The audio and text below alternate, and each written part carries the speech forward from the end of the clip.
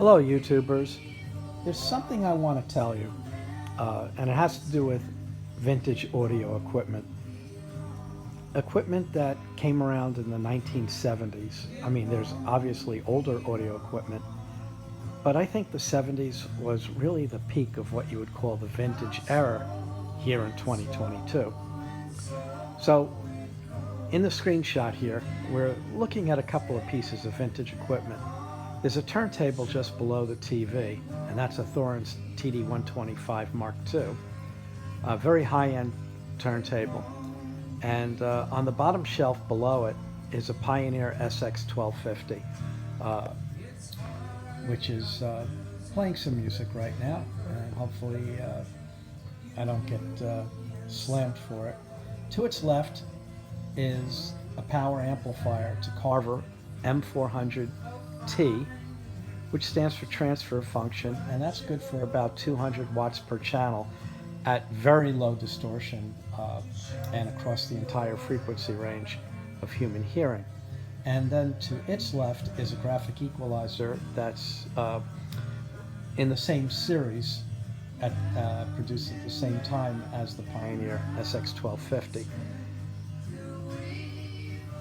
There, in the left, that I'm centering on, let's get the focus, okay, is a Nakamichi tape deck, which is playing the music you hear softly in the background, and that's an RX202.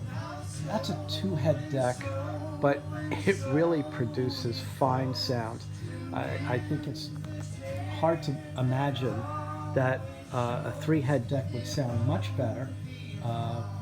They're very similar, but the three-head deck gives you the real advantage of monitoring, which is something I would really like, but I'm not willing to pay the kind of prices that the 505, the three-head version of this deck, that I'm seeing in the marketplace. So why do I play vintage audio equipment? Well, for one, I have it. And that's a big thing. Although, you know, I do have to maintain it. When you're talking about equipment that is 50 years old, you know, you've got capacitors, and you got to pay good people good money, you know, to fix it when things go bad. But the quality of the sound, the dynamic range, listening to vinyl and listening to cassettes, which I think a lot of people of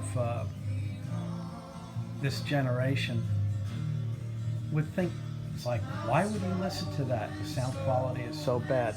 Well, there's two things that make this an excellent sounding format. One is the machine. This cassette deck is superlative in its electronics, in producing the sound, but really the other thing is the choice of tapes that I use. When you're paying the kind of money that these tapes cost, now especially, you know, you're investing in that good quality sound. So the other speakers you see, well, you see one of them to the right of the turntable. That's to I play the AV system for the rest of the family. Nobody really touches this except me. They enjoy it, but they can't figure out what to switch on first and how to be careful not to blow out the speakers. So, well, there you have it.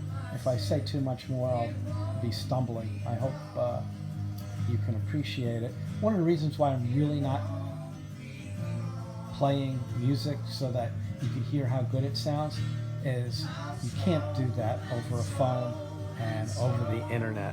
It's just not going to deliver. So again, I'll say thank you for listening.